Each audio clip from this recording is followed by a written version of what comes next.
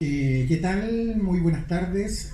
Gracias por estar en una nueva conexión que hacemos desde este punto neurálgico de la ciudad de Santiago a metros del corazón de la República, cada semana para conversar con un distinto y diferente invitado y ingresar, como decimos nosotros, a su escritorio, a ver su memoria, sus subjetividades, indagar un poco cómo se fueron acercando a la disciplina y al trabajo que desarrollan en la actualidad, los sentidos, las fortalezas, las intensidades de esa búsqueda, de esa audacia para enfrentar la vida y para posicionar un discurso y un lugar en el Chile de hoy, en el Chile que tenemos con las luces y con sus sombras.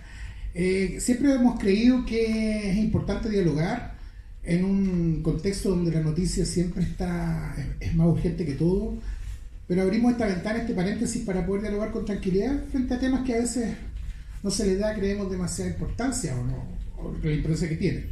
Y hoy día vamos a conversar con un hombre que sabe bastante de educación. Les recordamos que estamos en uno de los archivos más importantes de la educación, por lo menos en la región metropolitana y en Chile, que es el archivo Biblioteca del Ministerio de Educación, Mineduc, y abierto siempre a todos los ciudadanos y ciudadanas que les interese conocer materiales ligados al desarrollo de la investigación de la educación en el aula, libros, diarios. Es un espacio abierto y que está, por supuesto, disponible para el ciudadano a pie que pasa por aquí, como usted ve detrás.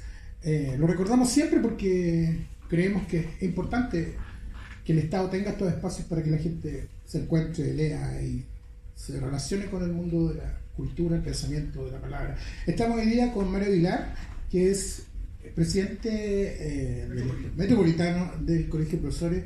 Gracias, Mario, por estar acá. Un gusto, gracias por la invitación.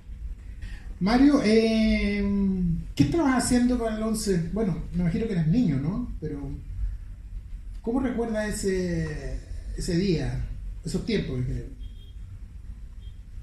El 11 de septiembre del 73 tenía 12 años. Estaba empezando la adolescencia. Y estaba en mi barrio donde yo vivía, en la comuna de Los Espejos, en el pueblo de Los Espejos que dio origen después al nombre de la comuna. Y la verdad es que yo lo recuerdo como algo muy impactante. Nosotros donde yo vivía era muy cerca de la base aérea del Bosque. Entonces vimos pasar los aviones, por ejemplo, vimos pasar los aviones y después, minutos después, en la televisión viendo el bombardeo, por ejemplo. Entonces fue muy impactante y recuerdo como la incertidumbre, el temor. Yo, claro, no era adulto, pero veía, experimentaba en los adultos, sentía que los adultos estaban muy, muy preocupados. El 11 de septiembre lo recuerdo como un día dramático, así como la emoción que me surge de ese día es como de tensión, dramatismo, dolor, porque también había gente en el barrio que era, como en todos los lugares, había gente partidaria del gobierno, otra que no, y los partidarios del gobierno que coincidían con ser, habían dirigentes sociales, mi papá mismo era también de izquierda, como mucha tensión en la gente, mucha preocupación. ¿Cómo era tu infancia hasta ese quiebre? ¿Cómo recuerdas tu periodo de estudiante, tu relación con la lectura, tus búsquedas así, en esa edad, los 12, 13, 12 años? Bueno, a los 12 años, para el golpe, estaba en séptimo básico, en la escuela que quedaba a unas cuadras de mi casa, la escuela pública, la escuela básica número 44, la escuela de hombres número 44. Quedaba como a 4 cuadras de mi casa, y era como era la educación pública de aquel entonces, una educación, habíamos distinta gente ahí del barrio, gente un poquito más acomodada, gente más carente, pero todos compartíamos la escuela era como un lugar de encuentro. Tenía profesores normalistas, casi todos, y con esa impronta de los profesoras normalistas, como mucha mística, mucho compromiso. Tengo muy buen recuerdo de mis profesores y profesoras. Y claro, nos fomentaban bastante el hábito de la lectura. Yo a esa edad ya leía, por supuesto. Sí, a propósito que estamos aquí en la biblioteca, rodeado de libros, a propósito, vengan a esta biblioteca porque es muy interesante. Poquito antes de empezar el programa estuve viendo algunos libros y la verdad es que bien atractivo. Y sí, nos motivaban la lectura. A esa edad, si mal no recuerdo, creo que estaba leyendo 20.000 leguas de viaje submarino. Que fue un libro que de adolescente me gustó mucho y me cautivó mucho toda esa historia que narra Julio Verne en ese libro. ¿Qué particularidad en tu recuerdo tiene tu colegio? ¿Cómo se llamaba? ¿Fue un espacio que te acogió? ¿Fue cómodo ser estudiante en esos tiempos? Estamos en mediados de los 70. Sí, yo me sentía cómodo en el colegio. Como te decía, casi todos vivíamos en el barrio, por lo tanto eran los mismos compañeros con los que tú después jugabas. Yo iba a clase en la mañana y después en la tarde jugabas con ellos unas pichangas, o en fin, te encontrabas con ellos a las distintas aventuras. Donde yo vivía era un pueblo que estaba dentro de Santiago, pero tenía mucha vida como de pueblo. Se le conocía como el pueblo de los Espejos. Y por lo tanto había mucha vida barrial, mucha vida comunitaria. Así es que la escuela era como la continuidad de la vida que hacíamos cotidianamente. Pasábamos metidos en la casa de los vecinos, uno llegaba y entraba a la casa del vecino, pues, iba a buscar un amigo, de repente estaba ahí jugando con el amigo y le invitaban a tomar once a uno, o viceversa, el amigo estaba en la casa de uno y tu mamá lo invitaba, mi mamá los invitaba a tomar once. Yo recuerdo esa etapa como una vida muy comunitaria y muy de compartir entre todos. Y bueno, como es uno en la adolescencia, había peleas también, de repente te peleabas con un amigo en una pichanga, después te reconciliabas, las primeras niñas que te gustaban, los primeros pololeos, y después vino, claro, la fractura del golpe que cambió mucho la situación. Hubo vecinos que fueron detenidos. Yo mismo en la familia tuvimos alguna gente algunos tíos que tuvieron que arrancar. Mi papá andaba saltón porque él había sido también militante en su época más joven. Se produjo, claro, y empezó el toque de queda. Hubo mucha represión. Yo recuerdo los vehículos cargados de militares armados pasando por las calles. Iban a buscar gente, detenían gente. De alguna manera se rompió ese tipo de vida que llevábamos. Con el golpe de Estado, claro que se rompe eso y se entra en una etapa mucho más sombría, diría yo. Tú estudias después pedagogía en educación física, ¿no? ¿Cómo recuerdas ese proceso de estudio en la universidad bajo el Chile de esos años? Claro, después de esa etapa que estaba describiendo, cuando estaba en séptimo básico, fui a la educación media a un liceo, el Liceo de Hombres número 14, que queda en el paradero 29 de la Gran Avenida. Ahí ya tenía que tomar micro para ir a estudiar, te encontraste con gente de otros sectores, ahí venían de distintos sectores a estudiar ese liceo. De alguna manera también cambia como esa vida más circunscrita al barrio que hasta ese momento había tenido. Y en el liceo yo fui seleccionado por un profesor de educación física para el equipo de atletismo del colegio. Y me motivé mucho por el deporte, y estando en la enseñanza media, yo estaba en segundo medio, decidí que quería ser profesor de educación física. Y ahí tomé mi decisión y no la cambié más. ¿Y dónde estudiaste? En el Liceo de Hombres número 14. ¿Y la actual Juan Gómez Milla? ¿Y la pedagogía? En la Universidad de Chile. ¿Y cómo estaba el ambiente en la universidad? Me imagino muy tenso, ¿no? Claro, el ambiente en la universidad, yo entré a estudiar pedagogía en educación física el año 79. O sea, plena dictadura, la época dura, había mucho temor, había mucha cautela. Los que teníamos algunas ideas críticas al régimen nos movíamos igual con harto cuidado. Tú tenías que conocer mucho a una persona para irte atreviendo a hablarle. Habían sapos, soplones, gente que evidentemente estaba ahí para escuchar conversaciones y eventualmente denunciar. Los profesores mismos también, muy autocensurados. Entonces era una cosa bien, por un lado fascinante, porque estaba empezando a estudiar lo que tú querías hacer por el resto de tu vida, como en mi caso, y llegar a una universidad, obviamente era todo un mundo nuevo, pero también con esta atmósfera cargada del oscurantismo del momento. No era la universidad como uno la puede conocer ahora, era una universidad mucho más sombría en lo que hacía al despliegue de ideas. Más bien había silenciamiento y autosilenciamiento, que yo creo que es el peor de todos, por temor. ¿Cuándo llegas a la militancia humanista? ¿Cuándo te convocan esas ideas del ecologismo social? ¿Eres uno de los fundadores del movimiento Los Verdes? ¿Cómo llegaste a ese mundo de la militancia, no? Bueno, estando en la universidad yo empecé a interesarme, estoy hablando ya del inicio de los 80, que empiezan a haber las primeras manifestaciones de oposición un poquito más evidentes. Organizamos algunas actividades que en la perspectiva de hoy podrían parecer medias ingenuas, peñas, así bien cuidadosas al principio, pero que igual iban organizando, tú ibas conociendo gente que tenía ideas similares, y me empecé a interesar por el tema político. Participé, no milité, pero participé con grupos de izquierda vinculados al socialismo, que se estaban recién como reorganizando, pero no me convencían del todo, pero me parecían interesantes algunas de sus ideas. Y el año 84, 85 conocí el humanismo. Recién había salido de la universidad y me llegaron unos folletos, unos materiales impresos, empecé a leerlos. Como andaba en búsqueda, me llamó la atención y pedí participar de algunas reuniones para conocer más y me gustó.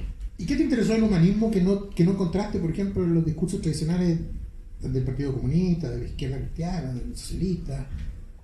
¿Qué hubo ahí que te llamó la atención? Me interesó que era real un eslogan que tenía en ese momento el Partido Humanista, que era algo más que un partido.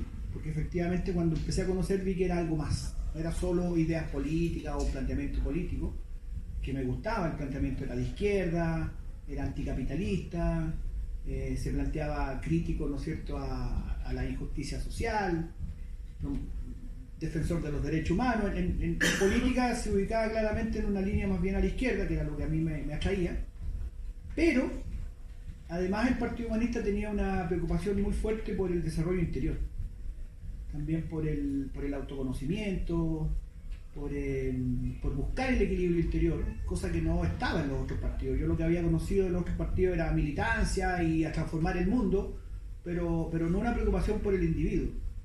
Y en el Partido Humanista sí había una preocupación por el individuo, y en el movimiento humanista después supe que el Partido Humanista era una parte de un movimiento más amplio que incluía diversas vertientes, diversos organismos que actuaban en el mundo, y me di cuenta que era muy integral. Lo que encontré en el humanismo era mucha integralidad, es decir, sin dejar la causa social y sin tener una preocupación y un activismo muy fuerte por la transformación del mundo y por luchar contra la injusticia de la sociedad, sí además dedicaba también mucho tiempo al desarrollo interior. Y eso me pareció súper atractivo. ¿Y no estaba esa duda un poco también existencial en poner en un equilibrio qué estaba primero, si era la lucha social o la lucha interior? ¿No te cuestionaste también eso? No, porque justamente uno de los planteamientos que me parecieron fascinantes es que se planteaba que era simultáneo el cambio. Que en la medida que actuabas en el mundo te tenías que ir transformando tú, y en la medida que te transformabas tú también tenía que interesarte lo que le pasaba a otro y lo que pasaba en tu medio social. Y eso me pareció súper interesante, por eso que en síntesis me pareció que en el humanismo había una integralidad muy bien lograda en ese sentido. ¿Y pudiste conocer a los humanistas referenciales? Estoy pensando en Laura Rodríguez, por ejemplo, sí, claro. en la gente que se identificó fuertemente en esos momentos. ¿Qué nos podría hablar de Laura Rodríguez? Que me parece que es una figura que ha desaparecido un poco de la historia política, siendo que fue una mujer muy consecuente, ¿no? Muy rebelde, muy sí, adelantada para su época, ¿no?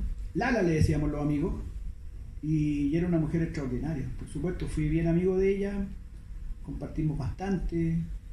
Era una mujer adelantada para su época, cuando en Chile eran temas tabúes, el divorcio, los derechos reproductivos, cuando en Chile era tabú o era un tema inexistente, digamos, la causa indígena,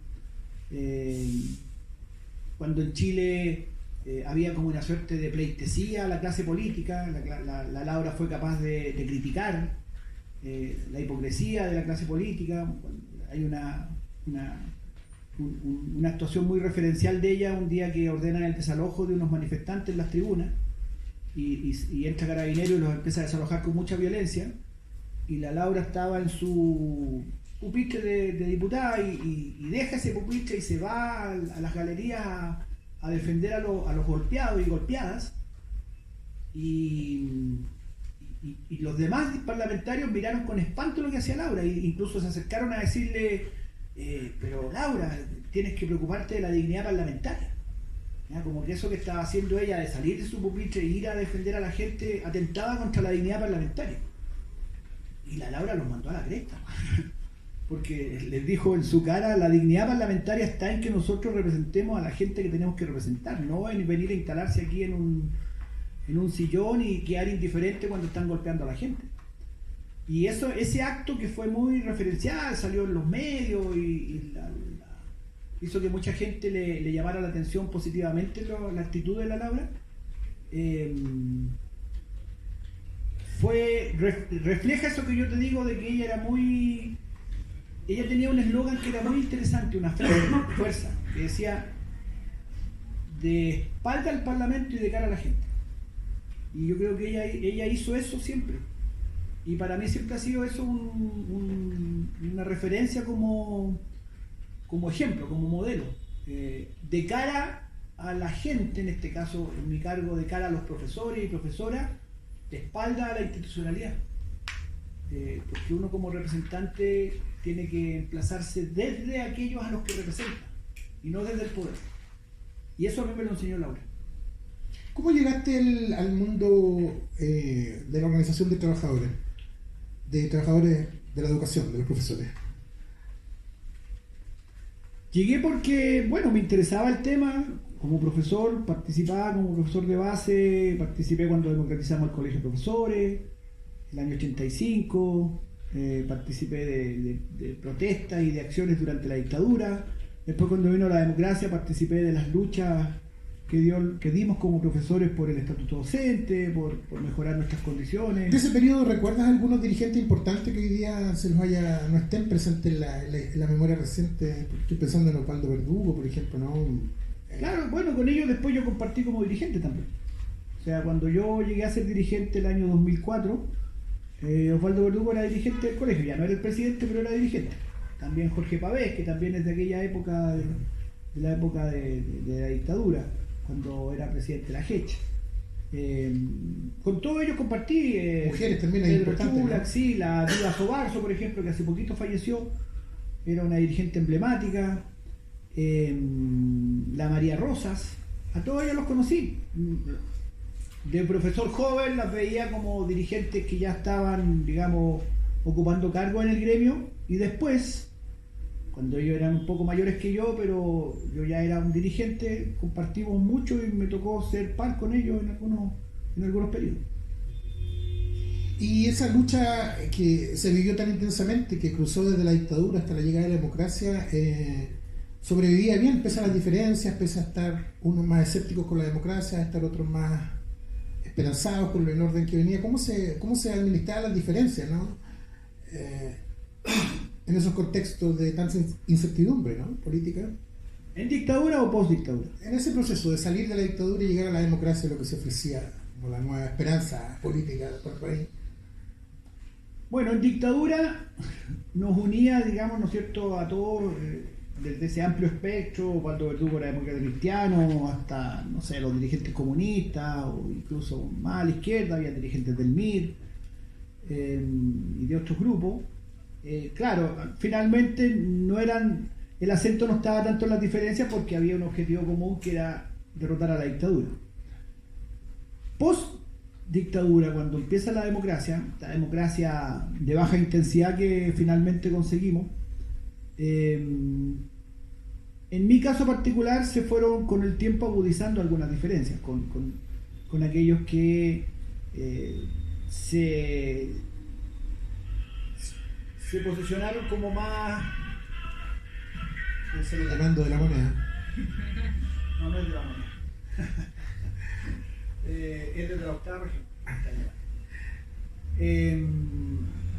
Algunos dirigentes más complacientes con esa democracia de baja intensidad, Osvaldo Verdugo podría ser uno de ellos, más conforme, demócrata cristiano, obviamente ellos eran muy proclives a ese tipo de transición más ¿cómo decirlo?, controlada, y aquellos que queríamos avanzar más en la democratización, avanzar más en cambios, dejar el modelo neoliberal, y por supuesto esas diferencias con el paso del tiempo se fueron haciendo más evidentes. Te lo pregunto porque en los años 90, por ejemplo, el Partido Humanista se baja de la concertación, y que fue una cosa bastante impactante, ¿no? Se rompe esta supuesta unicidad de los 11 partidos por la democracia, y me imagino que eso también afectó tu posicionamiento de cómo relacionarte en esa trayectoria de fuerza, ¿no? Sí, porque además el Partido Humanista hizo algo muy raro, muy atípico, porque los partidos pugnan mucho por llegar al poder y a veces se sacan los ojos unos con otros por llegar a cargos de poder. Y el Partido Humanista, estando en situación de poder, siendo parte de la coalición gobernante, decide salirse, que es muy raro. Los partidos pugnan por llegar al poder, no se salen del poder. Es como bien atípico. Y esa decisión, de la cual yo participé en ese momento, fue una decisión de principio. Es decir, cuando se hizo evidente que esa coalición, que era la Concertación, no tenía intenciones de desalinearse del modelo neoliberal, sino que por el contrario lo que quería era profundizar el modelo e instalarse en el modelo, nosotros dijimos, no, esto no es nuestro proyecto, no compartimos eso, no creemos que sea lo mejor para Chile, y aunque nos quedemos solos, aunque tengamos que cruzar el desierto por una cuestión de principios, por una cuestión ética, se decidió salirse. ¿Tú crees que para un dirigente gremial, un dirigente del mundo trabajador, no tener el paraguas de un partido político es más difícil que alguien que hace un camino más propio y más independiente? Mira, el mundo fue cambiando y Chile también fue cambiando.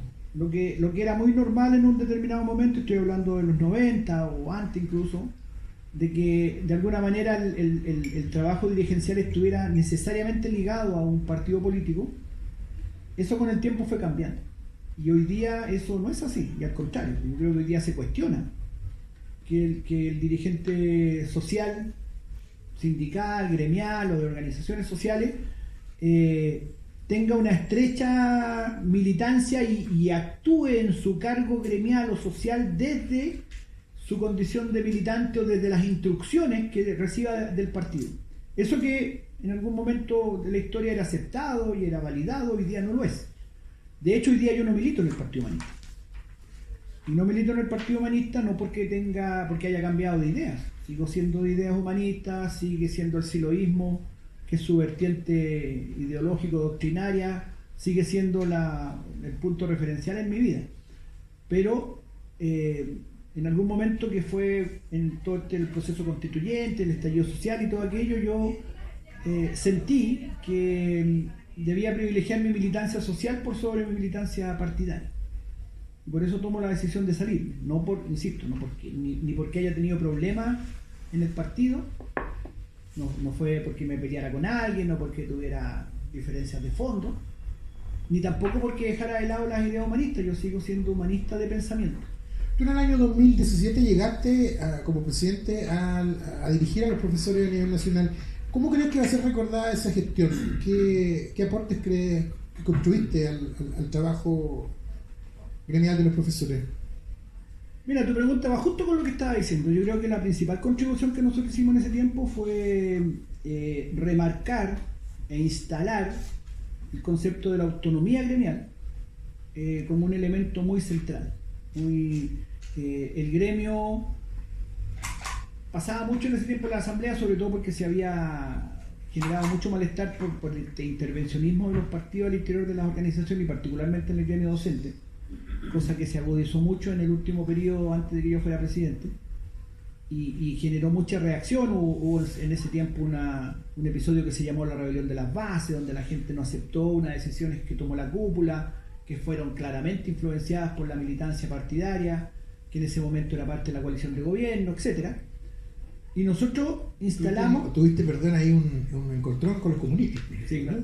Entonces fue bien conocido eso, ¿no? Sí, la prensa nos bautizó como los disidentes. Y nosotros hicimos de esa identidad de disidente un elemento identitario, digamos, dentro del gremio. Somos los disidentes, efectivamente. No estamos de acuerdo con esto, cómo se hacen las cosas. No estamos de acuerdo con que los partidos manejen al gremio. No estamos de acuerdo de que porque el partido X está en el gobierno, entonces ahora somos incondicionales del gobierno y no criticamos nada. Instalamos el concepto desde esa disidencia de autonomía gremial y de respeto a las bases. Son dos conceptos que nosotros instalamos muy fuertes. O sea, acá la gente decía en las asambleas, por ejemplo, hay que despolitizar al gremio. Y yo decía, momentito, a ver, una pequeña precisión. No hay que despolitizar al gremio. El gremio no puede ser despolitizado en el sentido de que nosotros tenemos que estar en la discusión pública, tenemos que ir al Congreso, cuestionar leyes que no nos favorezcan, promover leyes que nos favorezcan. Todo eso es un accionar político.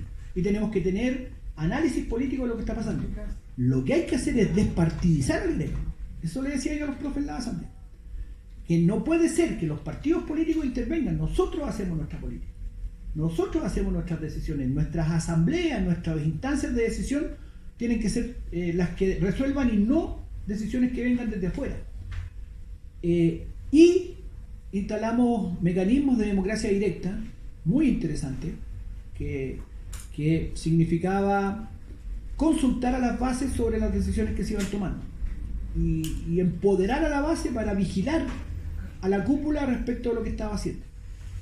Eso yo creo que son aportes muy relevantes del periodo en que yo fui presidente del gremio. El telón de fondo de todo ese movimiento era el gobierno de Piñera y la ministra Cubillo, recuerdo.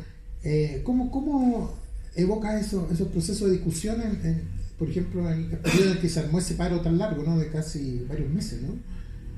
Sí, aunque también me tocó con Bachelet. Y a Bachelet también le cuestionamos, por ejemplo, la carrera docente, que no era la que el profesorado quería. Y claro, después vino el periodo de Piñera, donde esas políticas neoliberales que con Bachelet no cambiaron mucho, y esa fue nuestra crítica, que se hizo una reforma educacional que fue una reformita en realidad. Y lo dijimos porque éramos autónomos, porque no teníamos amarres ni partidarios ni con un gobierno determinado. Pero evidentemente cuando asume Piñera y nombran primero a Gerardo Varela como ministro de Educación, pero duró muy poco porque era un tipo que la gente lo recuerda más por sus declaraciones fuera de lugar y hasta pintorescas más que por algún tipo de gestión. Y después asume Cubillo. Y Cubillo era claramente una extremista neoliberal. Entonces ella llegó claramente con un plan de desarticular la educación pública, con un plan de privatización, medio solapado, pero finalmente privatización. Y por supuesto nosotros saltamos inmediatamente y tuvimos que hacerle una fuerte resistencia. Y nosotros tuvimos un largo paro con Cubillo siendo ministra de 51 días. 51 días, el segundo paro más largo de la historia del gremio docente. Solamente en el periodo de Alessandri, me parece que hubo un paro de 60 y tantos días.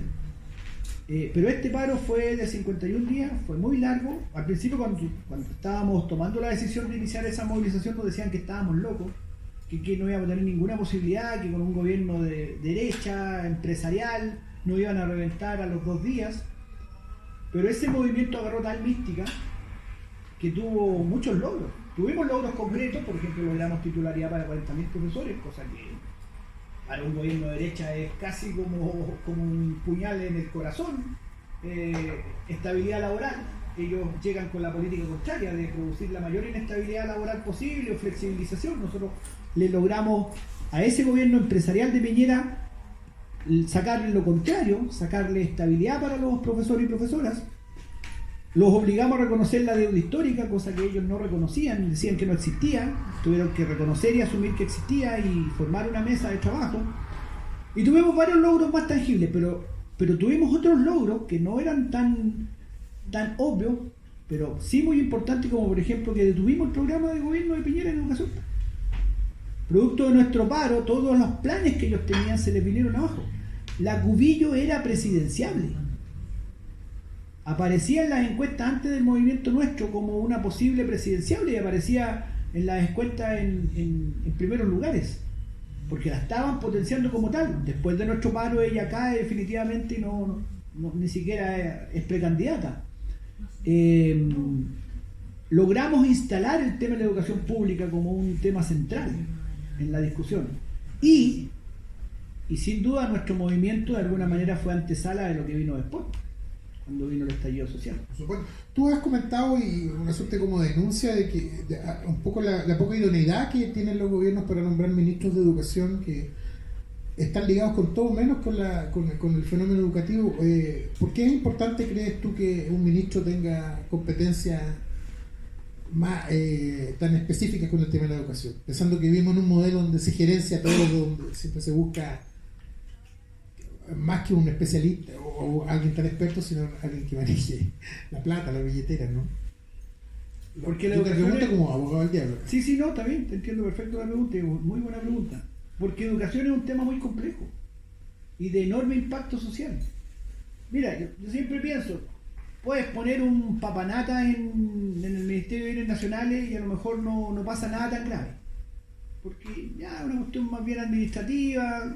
Siempre será mejor tener buenos ministros que malos ministros, pero el impacto que tiene la gestión en el Ministerio de Educación, ya de partida, 3.600.000 estudiantes en edad escolar, 230.000 profesores y profesoras ejerciendo en el sistema escolar, 1 millón de estudiantes en la educación superior, las familias de toda esa gente, o sea, el impacto de las chambonadas o de los aciertos de un ministro de Educación pega sobre muchísima gente y pega sobre nuestra vida cotidiana y pega sobre un asunto muy esencial como es la educación, que además es complejo.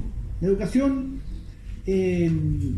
tiene tantas variables a considerar, sociológicas, filosóficas, humanas, sociales, que no puede quedar en manos de cualquier persona. No puede ser un premio, un castigo, no puede ser porque haya que votear políticamente. Ya a ti al partido tanto le tocó educación y entonces le entregan el ministerio de repente a personas que no tienen ni conocimiento del tema. A mí me ha pasado estar en reuniones con ministros de educación que en el lenguaje se les ve que no saben de lo que están hablando, ¿ya?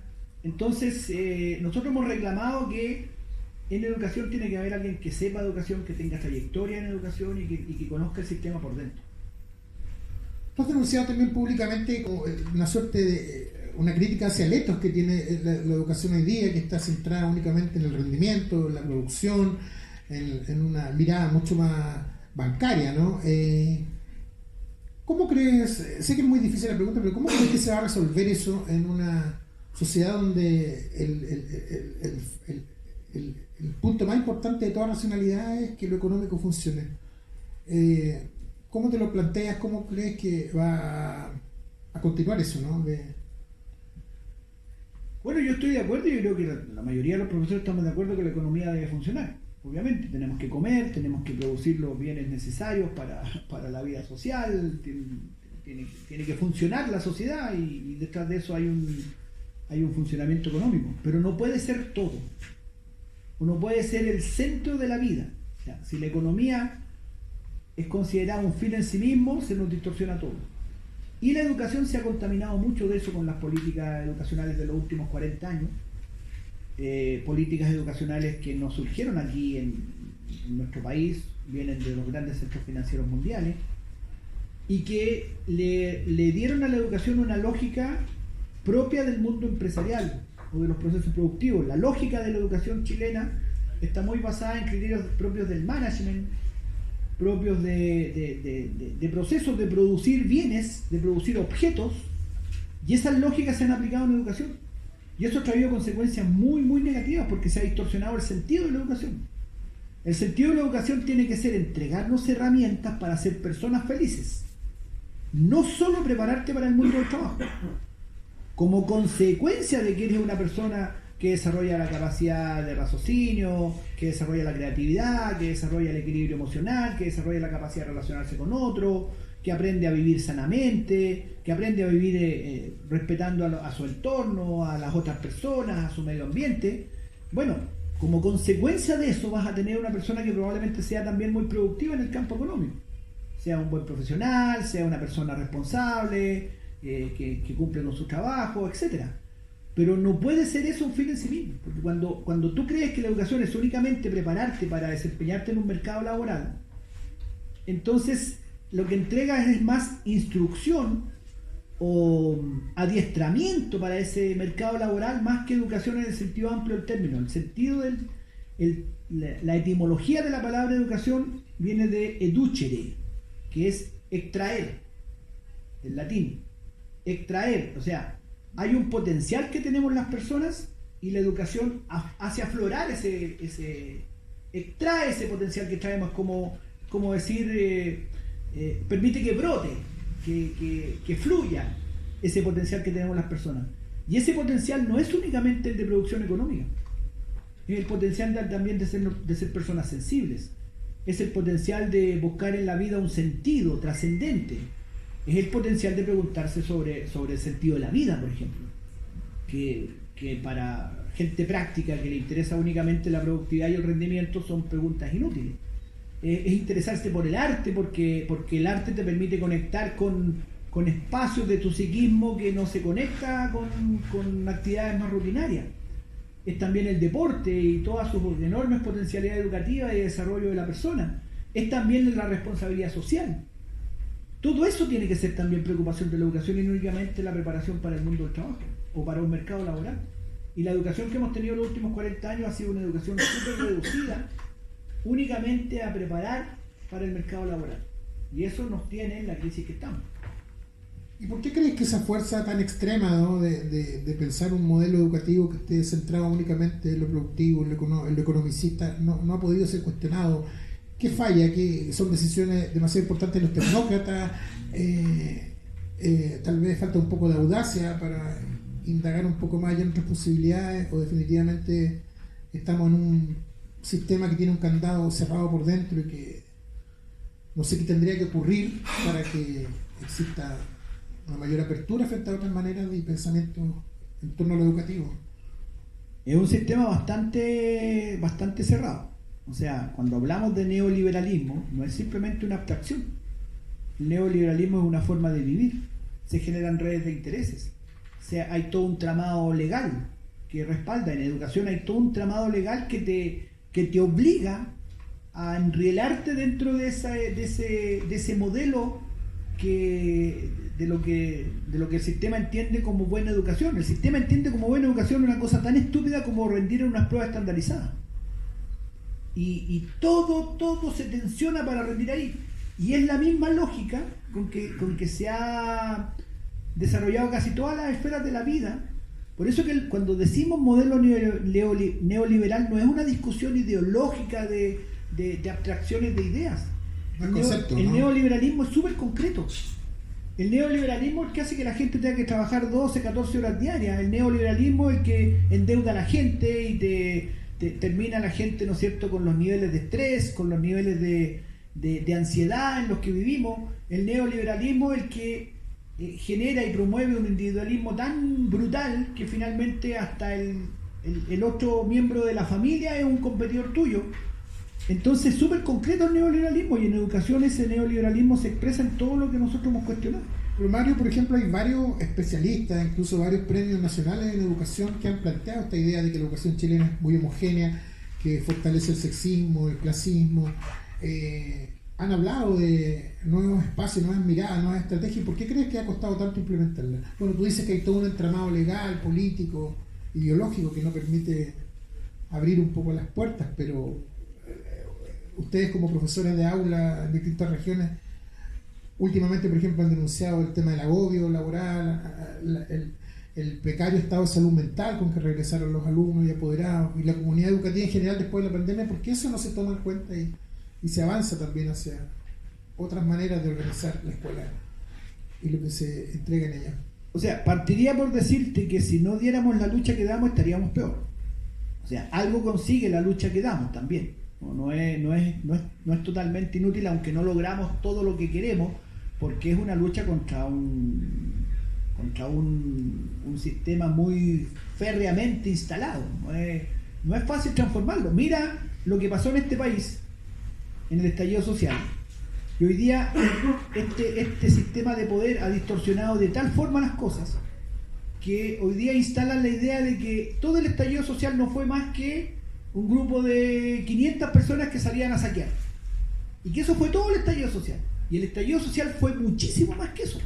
El estallido social fue el reclamo contra ese estilo de vida. Fue un país que se levantó millones, de esos millones el 98% sin violencia. Nos manifestamos que queríamos un país distinto. Y por distintas razones, incluyendo también una pandemia que no estaba prevista en ningún análisis, digamos, eso no logró concretar las transformaciones que se demandaban, a pesar de que en algún momento sentíamos que estábamos muy cerca. Y hoy día está tan distorsionado todo que dicen el octubrismo, como diciendo una cosa así que la degradan, y como si hubiera sido solo saqueo y rompimiento de semáforo. Y no fue cierto. Eso es una distorsión brutal de la historia. Cuando estuvimos 1,5 millones aquí cerca, unas cuadras más allá en la Plaza de la Dignidad, marchando el 25 de octubre del 2019, 1,5 millones en Santiago y otro 1,5 millones por el resto del país, lo hicimos sin ni medio acto de violencia, ni medio. Y estuvimos ahí como en la canción de Serrat, la fiesta, ricos y pobres, profesionales y obreros, hombres, mujeres, disidencias, todos juntos en un mismo sentimiento para transformar el país. Lo que quiero decir con todo eso es que la necesidad está, y creo que va a seguir estando, de un cambio de fondo en el país. Y si bien es cierto el poder se reinstaló, mira cómo están las cosas. Veamos si acaso estamos mejor. Si acaso el neoliberalismo nos hace felices realmente. Si acaso el neoliberalismo nos permite sentir que vivimos en una sociedad justa, que vivimos en una sociedad fraterna, que vivimos en una sociedad donde nos respetamos unos con otros. Si más bien lo que yo veo todos los días en las calles es lo contrario a eso. Mario, por lo tanto, permíteme cerrar la idea. A pesar de todo lo que dice la propaganda, el neoliberalismo es un sistema fracasado. Porque no resuelve los problemas fundamentales del ser humano. Mario, tenemos ya el último tramo de esta entrevista. Son muchísimas las preguntas que hay que hacer, pero siempre el tiempo es un gran dictador. Te quería preguntar ideas sueltas y alguna reflexión sobre eso. ¿Cómo el profesor hoy día, la profesora, recupera la respetabilidad, el lugar central que tuvieron, por ejemplo, los profesores normalistas, de ser verdaderos maestros de los niños y las niñas, y hoy día donde hay una crisis de autoridad, donde está muy vapuleada la idea del conocimiento como alguien que sea rector en una comunidad? Brevemente, ¿cómo el profesor recupera ese respeto que tuvo antes en la comunidad? Tenemos que seguir pegando porque la sociedad recupera los valores humanos centrales, fundamentales: respeto, solidaridad, humanidad, que es lo que este sistema hace que se nos pierda tantas veces. Lo que ocurre en la violencia contra profesores o en la degradación contra la labor docente, lo que hay a la base es esa deshumanización que genera este estilo de vida. Tenemos que rehumanizar la educación y la sociedad. ¿Cómo ves tú que se fortalece una conciencia crítica dentro de los alumnos? En una época donde hay tanta información, por ejemplo, la que portan las redes, pero que no hay capacidad de jerarquizar, que no hay capacidad de editar. Fomentando la capacidad crítica, fomentando la capacidad de cuestionar, fomentando la capacidad de no aceptar las verdades establecidas como verdades absolutas e indiscutibles. No, todo es discutible, todo puedo cuestionarlo, todo puedo verlo desde otro punto de vista. No hay verdades absolutas, no hay verdades oficiales en el mundo actual, y es un ejercicio sano cuestionarlo, pero cuestionarlo creativamente, cuestionarlo, ¿cuál es la palabra?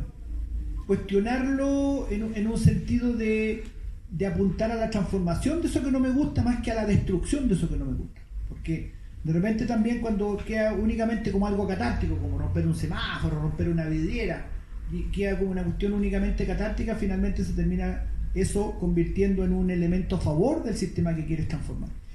Los grandes defensores, un poco los pensadores del modelo neoliberal en educación hablan siempre, ponen una centralidad bien grande en el mérito, en la meritocracia. ¿Qué crees tú que pasa con los méritos, con este discurso del esfuerzo personal, de que todo depende de cómo uno enfrente su actitud hacia la educación? Me imagino que es crítica, pero Sí. ¿qué se podría decir frente a eso? Lo primero que diría es que tengo mis dudas si hay grandes pensadores en el neoliberalismo. Una de las características del neoliberalismo es que es bien básico intelectualmente.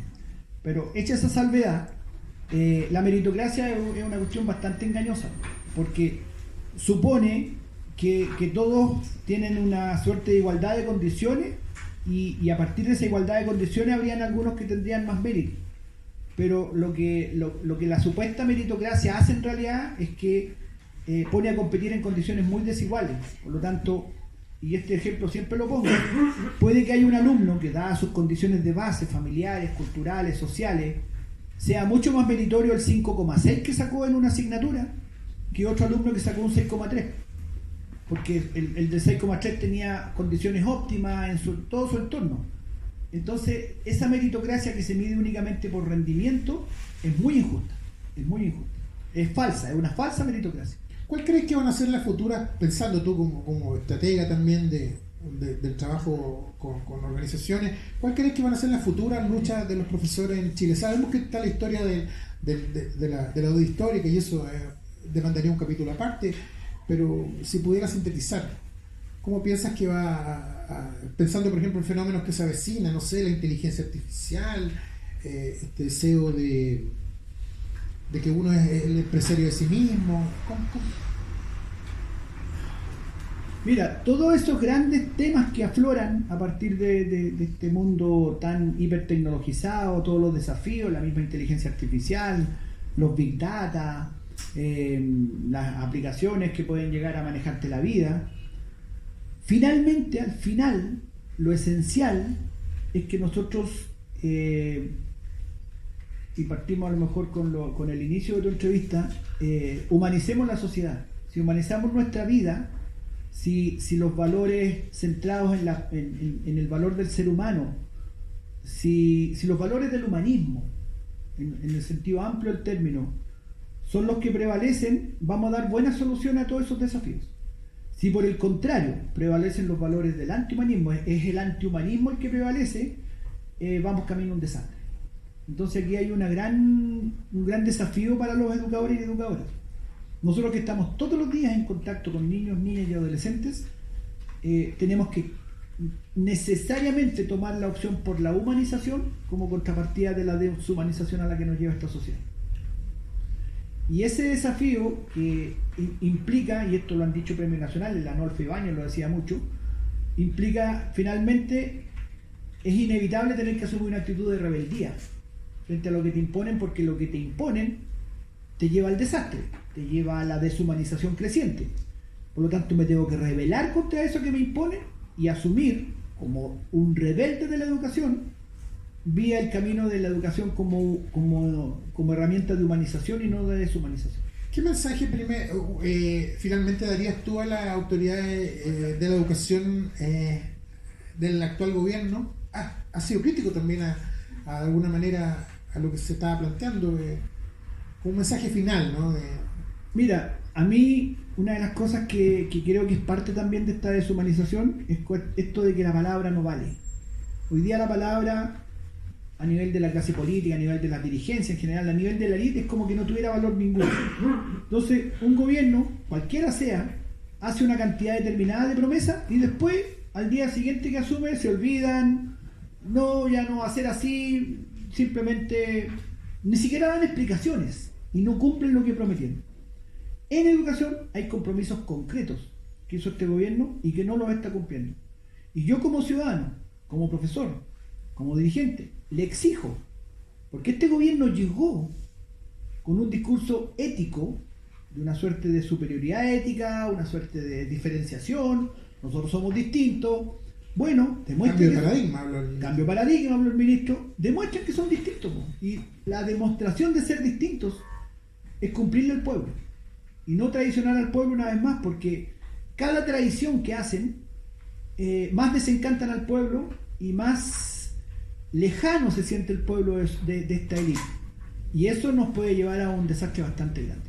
Mario Aguilar, quiero darte las gracias por estos minutos que te has tomado a conversar con nosotros. Estaba de Kiko, mira, tengo la cara hinchada porque hice una cirugía dental, estoy quedando de Kiko.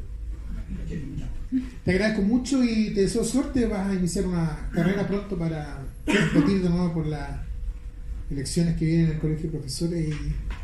Y sí, me voy a postular a la Presidencia Nacional para arreglar varias cosas que no están bien.